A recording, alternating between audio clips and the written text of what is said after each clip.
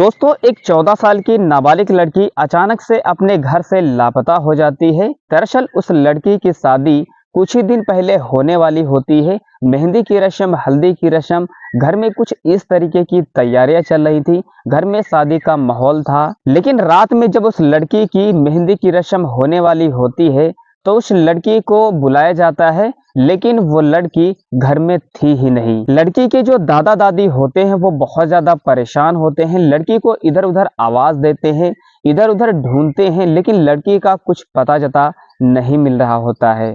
और जब इस चीज का पता गांव वालों को और रिश्तेदारों को लगता है कि लड़की घर में है ही नहीं, तो जो रिश्तेदार होते हैं उसके दादी और दादा को एक सलाह देते हैं और कहते हैं क्यों ना इस चीज को तुम नजदीकी पुलिस स्टेशन में जाओ और उस लड़की के लापता होने की शिकायत दर्ज कराओ। और तत्काल लड़की के जो दादा दादी होते हैं और साथ में कुछ लोग जाते हैं पास के नजदीकी पुलिस स्टेशन में।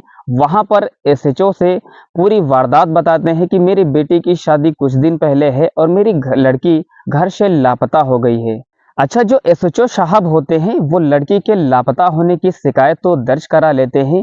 देखते हैं कि लड़की का जो दादा है वो बहुत ज्यादा परेशान है, लेकिन एसएचओ साहब कहते हैं आपको परेशान होने की कोई जरूरत नहीं है। उसको आराम से बिठाते हैं, पानी वानी पिलाते हैं और उसे ये यकीन दिलाते हैं कि आप परेशान मत होइए, आपकी बेटी जहाँ कहीं होगी वो घर लौटकर जरूर आएगी।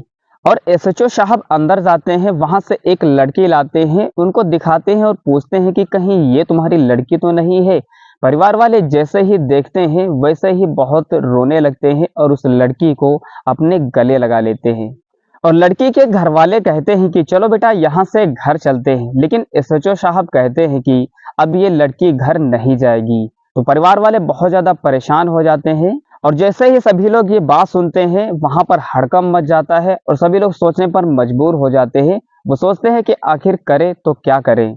और जब उस लड़की ने अपनी पूरी दास्तां बताई, जितने लोग वहां पर थे सभी लोग सोचने पर मजबूर हो जाते हैं, सभी के पांव के तले जमीन खिसक जाती है। दरअसल उस लड़की के जो दादा थे उसके साथ काफी दिनों से बहुत ही गंदा और घिनौना काम कर रहे थे। तो दोस्त, क्या है पूरा मामला, आइए जानते हैं आज की इस वीडियो में। बने रहिए वीडियो में अंत तक। वीडियो स्टार्ट करने से पहले आपसे छोटी सी रिक्वेस्ट है कि चैनल को सब्सक्राइब नहीं किया तो प्लीज चैनल को सब्सक्राइब एंड वीडियो को एक लाइक जरूर करना। दोस्तों, आज की जो सच्ची घटना मैं आपको बताने जा रहा हूँ, ये घटना है यूपी के बाराबंकी की, जहाँ पर एक लड़की जिसका नाम सुनीता होता है, उसकी शादी हो गई थी। शादी होने के बाद कुछ ही साल बीते होंगे, उसका जो पति होता है वो मुंबई में जाकर शिफ्ट हो जाता है। कुछ ही साल बाद उस सुनीता को एक लड़की होती है जिसका नाम काजल होता है। घर में अकेले रहते रहते वो बोर हो जाती है। वो अपने पति से फोन करती है और उससे कहती है कि मैं भी तुम्हारे साथ रहना चाहती हूँ, मैं यहाँ पर अकेले रहते रहते बहुत ज्यादा परेशान हो जाती हूँ। और फिर सुनीता का जो पति होता है वो अपने घर पर इस चीज के बारे में बातचीत करता है कि क्या सुनीता को वहां ले जाना ठीक रहेगा या नहीं रहेगा। इस तरीके की बातें कर लेता है। बात करने के बाद वो सुनीता से कहता है कि चलो ठीक है, तुम भी मेरे साथ मुंबई आ जाओ और तुम भी यहीं पर रहो। अब जो सुनीता थी वो भी अपने पति के साथ मुंबई में जाकर रहने लगती है। जैसे ही करीब करीब 4-5 साल बीतते हैं, उसकी जो बेटी थी काजल वह भी थोड़ा सा सयान हो जाती, थोड़ा बड़ी हो जाती है। अब जैसे ही 4-5 साल बीतते हैं, उसके पहले उन दोनों की जिंदगी बहुत ठीक ठाक तरीके से गुजरती है, लेकिन जैसे ही 4-5 साल बीतते हैं वहां मुंबई में, उन दोनों के बीच में बहुत ज्यादा वाद विवाद होने लगता है। उसका पति रोज शराब पीकर आता है और सुनीता को बहुत मारता पीटता है। और अपने पति की इन सारी हरकतों को बर्दाश्त न करते हुए सुनीता अलग रहने का फैसला करती है। वो अपनी बेटी से पूछती है कि बेटा मेरे साथ चलोगी या तुम अपने पापा के साथ यहीं रहोगे। तो जो काजल होती है वो अपने मम्मी के साथ जाने का फैसला करती है। अब जब सुनीता मुंबई से वापस चली आती है अपनी बेटी के साथ, तो उत्तर प्रदेश की राजधानी लखनऊ वहां पर किराए पर कमरा लेती है और वहीं पर माँ और बेटी दोनों लोग रहा करती हैं। अब अपनी बेटी के साथ सुनीता करीब करीब 1-2 साल तक रहती है, तो अपने आप को बहुत ज्यादा अकेलापन महसूस करती है और अपनी बेटी के लिए और अपने लिए वो सोचती है कि क्यों ना मैं दोबारा शादी कर लूं। अब जो सुनीता होती है वो शादी करने के लिए किसी लड़के को देखने लगती है। काफी दिनों के बाद उसे एक अच्छा सा लड़का नजर आता है, तो सुनीता उस लड़के से पूछती है क्या तुमको कोई प्रॉब्लम तो नहीं है, मेरी एक बेटी भी है। तो वो लड़का कहता है मुझे इस चीज से कोई भी प्रॉब्लम नहीं है और आखिरकार वो दोनों लोग एक शादी के बंधन में बंध जाते हैं। और साल 2013-14 में सुनीता को 2 बच्चे और हो जाते हैं, एक बेटा और एक बेटी। इस तरह से सुनीता 3 बच्चों की माँ बन जाती है। अब जो सुनीता होती है, जब उसके 3 बच्चे हो जाते हैं तो अपने बच्चों को पढ़ाने लिखाने के लिए सोचने लगती है, क्यों ना हम अपने बच्चों को एक अच्छे स्कूल में पढ़ाएं। भले हम एक वक्त का खाना नहीं खाएंगे, लेकिन हम अपने बच्चों को एक अच्छे स्कूल में पढ़ाएंगे और उनको एक अच्छी शिक्षा देंगे। जैसे ही 6-7 साल बीतते हैं, दौर आता है सन 2016 का। वैसे ही जो सुनीता जिस लड़के से शादी की थी, वो लड़का भी उसको बहुत ज़्यादा मारता पीटता था, प्रताड़ित करता था, बहुत ज़्यादा दुख देता था। अब वो लड़का किसी और दूसरे लड़की के साथ शादी करना चाहता था। फिर से सुनीता अपने इस वाले पति से बहुत ज़्यादा परेशान आ गई थी, तो वो अपने बच्चों से पूछती है कि क्या बेटा तुम लोग यहीं रहोगे या मेरे साथ चलोगी? तो उनकी जो बड़ी वाली बेटी थी, वो काफ़ी समझदार हो गई थी, करीब-करीब 12-13 साल की हो गई थी, तो वो समझदार थी। वो मन में सोचने लगी कि मेरी जो मम्मी हैं, वो पापा को हर जगह छोड़ देती हैं, अगर अगली बार हम इनके साथ जाएँगे तो किसी और से शादी करेंगी, फिर ये मुझे छोड़ देंगी, तो मैं कहीं की नहीं रह जाऊँगी।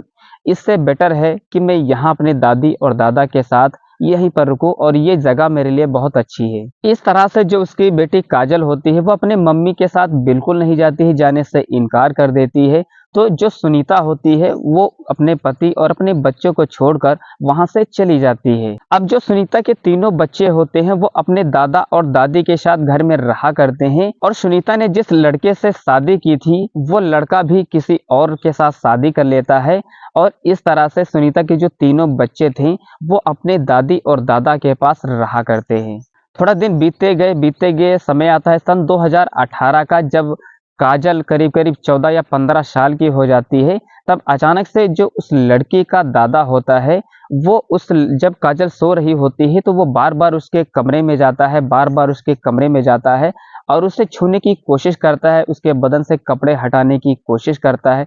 कुछ इस तरीके की घिनौनी हरकतें किया करता है। हालाँकि उस रात तो काजल के दादा ने काजल के साथ कुछ नहीं किया, लेकिन जैसे ही दूसरी रात आती है, वो काजल के कमरे में जाता है और उसके शरीर पर हाथ अपने फेरने लगता है, उसके जिस्म के साथ खेलने की कोशिश करने लगता है। फिर जो काजल होती, अचानक से उसकी नींद खुल जाती है और देखती है कि उसका जो दादा है, वो उसके शरीर के साथ खेलने की कोशिश कर रहा है। और जब इस बात को, अपने दादा की हरकतों को काजल अपनी दादी से बताती है, तो उसकी दादी बहुत ज़्यादा उसे डाँटती हैं, उसे बदचलन कहती हैं कि जैसे तेरी मम्मी थी, वैसी तू भी है। तू इन पर इतने गलत-गलत इल्ज़ाम लगा रही है, तुझको ज़रा-सा भी शर्म नहीं आ रही है? इनकी उम्र देखो और तुम्हारी उम्र देखो, रिश्ते में ये तुम्हारे दादा लगते हैं। एक बार की बात है, जब काजल की दादी कहीं रिश्तेदारी में चली गई थी, वहीं पर करीब-करीब 2-4 दिन रुक जाती हैं। तो काजल के जो दादा होते हैं, उनके पास, वो सोचते हैं कि यही मेरे पास बहुत ज़्यादा मौका है, मैं काजल के साथ हमबिस्तर हो जाऊँ। अब उनकी दादी तो घर में होती ही नहीं है। फिर एक दिन आता है जब काजल के साथ वो इतनी बदतमीज़ी करते हैं, इतनी उसके साथ हैवानियत करते हैं कि वो लड़की बहुत ज़्यादा चीखती है, चिल्लाती है, लेकिन उसे बचाने के लिए वहाँ पर कोई भी नहीं होता है। अब काजल के जो दादा होते हैं, काजल अपने कमरे में सोई होती है, वो जाते हैं, दरवाज़ा खोलते हैं और उसके कमरे में घुस जाते हैं और वहाँ पर उसके शरीर के साथ खेलने की कोशिश करने लगते हैं, उसके जिस्म को छूने लगते हैं अपने हाथों से और उसके साथ इस तरह की बदतमीज़ी करना शुरू कर देते हैं। काजल बहुत ज़्यादा परेशान होती है, इस चीज़ से बहुत ज़्यादा परेशान हो जाती है। एक दिन ऐसा ही दिन था, सभी लोग घर में सो रहे होते हैं, काजल की दादी भी घर में थी, वो भी सो रही थी। अचानक से काजल के दादा फिर से काजल के कमरे में जाते हैं और वहाँ पर रोज़ की तरह उसके साथ घिनौनी हरकतें करते हैं। फिर अचानक से जब काजल चिल्लाती है, तो उसकी दादी जग जाती हैं और उनके कमरे में चली जाती हैं और उनको रंगे हाथों पकड़ लेती हैं। अब काजल कहती है कि अब तुमने अपनी आँखों से देखा कि दादा मेरे साथ क्या करते हैं। अब जो उसकी दादी होती हैं, उसके हाथ जोड़ती हैं कि बेटा इस चीज़ को कहीं बाहर मत बताना, वरना बहुत ज़्यादा बेइज़्ज़ती हो जाएगी। अब जो काजल होती है, वो अपने दादा से कहती है कि अगर तुम मेरे साथ ऐसी रोज़ हरकतें करते जाओगे, तो मैं एक दिन तुम्हारी शिकायत पुलिस स्टेशन में जाकर कर दूंगी और पुलिस वाले तुम्हें पकड़ लेंगे और ज़िंदगी भर के लिए तुम्हें जेल में डाल देंगे। अब उसके दादा सोचते हैं कि अगर काजल ने मेरे बारे में ऐसा कुछ बता दिया जाकर तो मुझे जेल हो जाएगी, मेरी सारी ज़िंदगी जेल में कटेगी, क्यों ना अब इसकी हम शादी कर देते हैं। तो काजल के जो दादा होते हैं एक ऐसे वैसे लड़के को देखकर उसकी शादी फिक्स कर देते हैं। जब समय आता है शादी करने का तो जो काजल होती है वो अपने दादा के बारे में सारी शिकायत लेकर पुलिस स्टेशन जाती है और वहां पर सब कुछ बता देती है। दरअसल इस बात को कहने के लिए काजल में जरा सा भी हिम्मत नहीं थी। उससे किसी और ने कहा था कि जब तक तुम इस चीज़ को बताओगी नहीं तब तक तुम्हारे साथ गलत होता ही रहेगा। तो काजल ने हिम्मत बांधी और पुलिस स्टेशन गई और अपने दादा के खिलाफ एक शिकायत दर्ज कराई कि मेरा जो दादा है वो मेरे साथ ऐसे करता है, मेरे साथ घिनौने काम करता है। तो वहाँ पर जो पुलिस होती है वो तुरंत उसके दादा को अरेस्ट कर लेती है और उसे जेल के सलाखों के पीछे डाल देती है। तो दोस्तों इस कहानी को सुनाने का उद्देश्य किसी को दुख या तकलीफ पहुंचाना नहीं है, बल्कि समाज को जागरूक और सतर्क करना है। क्योंकि आज के टाइम देख रहे हो कि सभी लोग ना तो रिश्तों को मानते हैं ना तो किसी को मानते हैं, लोग कितने हैवान होते जा रहे हैं। तो अपने आप को बचा कर रखिए, ऐसे चीज़ों से बचते रहिए। मिलते हैं एक और वीडियो के साथ, तब तक के लिए धन्यवाद।